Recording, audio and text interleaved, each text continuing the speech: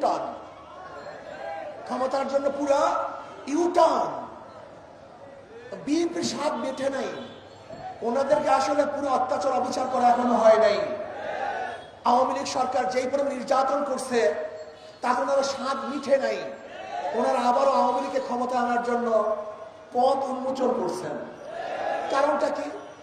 চোরে চোরে হালি, এক চোরে বিয়া করে আর এক চোরে হালি। এই 53 বছরে এরা সিন্ডিকেট করে বাংলাদেশকে লুটপাটের এক মহাসরকার পরিণত করেছে। এরাই চাঁদাবাজি করেছে, এরাই দখলদারি করেছে, এরাই জুলুম করেছে, এরা অত্যাচার করেছে, এরাই খুন করেছে, এরাই ধর্ষণ করেছে।